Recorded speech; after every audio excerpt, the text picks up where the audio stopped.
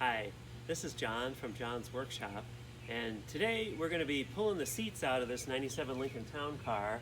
If you saw the last video that we did on this, we had to pull the dash off to get to the blend door actuator, and while we were there we could see under this carpet here was wet, so we were trying to figure out where that leak's coming from and to get the carpet dried out. So in today's video we're going to be pulling the seats out of the town car. Last time we had this out, so we talked about how to get this part out. So this is loose, as you can see here. We've pulled the carpeting up here.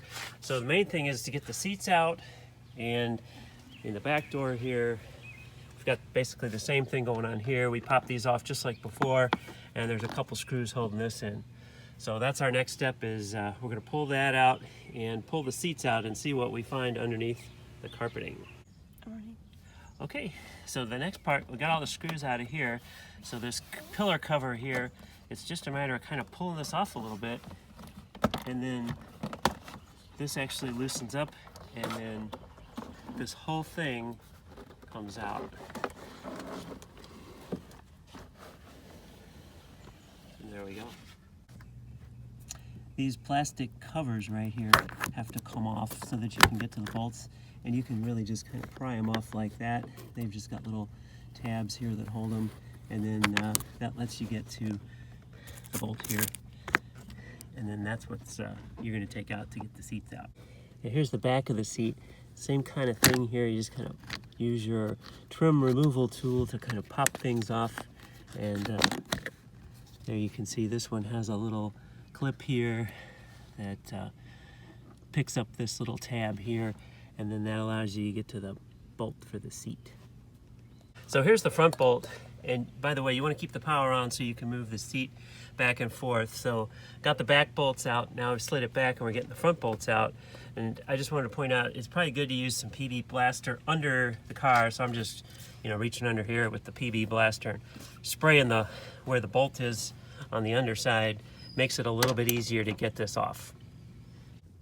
On the passenger side seat here, we've got 3 different connectors that need to come apart before we can get the seat out. So we've got one here, and this actually just comes right off, and then we've got the connector over here. So once we pull these off, then we should be able to get the seat out of here. All right, so the seat has all 4 bolts out. We've got the electrical connectors disconnected, so we should be able to just pull this out of here. We'll see what happens.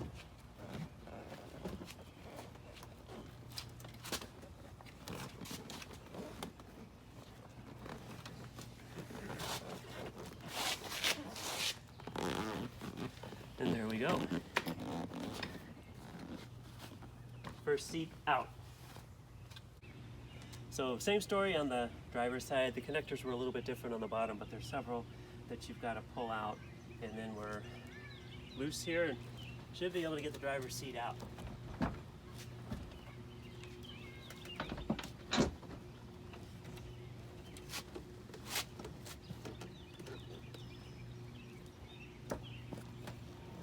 You got to sneak it under the steering wheel there. These are not exactly light. I'm going to bet they weigh about 50 pounds. But there we go. Driver's seat out. So on the seat belt here, for the driver's side, same for the passenger side, you've got this plastic cover here that you've got to get out.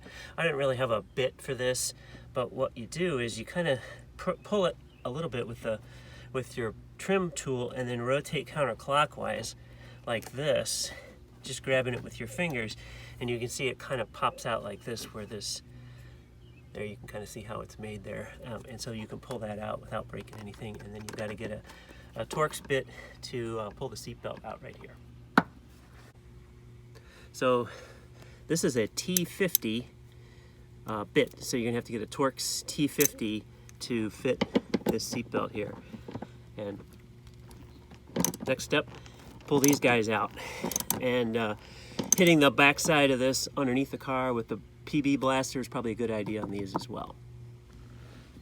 All right, so the next step is to get this bench part of the rear seat out, and you can just push in and pull up like this. And see right here, this wire and this wire, that gets captured right in here. So it's pretty straightforward to pull that out. So here's one of these fasteners, and we should be able to just pull this out with the trim remover. There it is. So there's just one over here, and then there's one over here on the passenger side. And with that, I think we can get the carpet out of here altogether.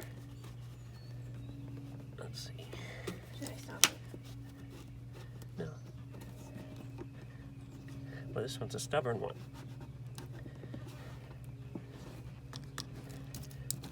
They don't always come out as easy as you'd like, but this is kind of how you can try to work them out a little bit like this. It's good that it's a warm day today because the plastic is more pliable. But yeah, this one is a little bit tougher to get out. Sometimes rocking it back and forth will help. So this must just have been a little bit smaller hole. But eventually this should come out of here.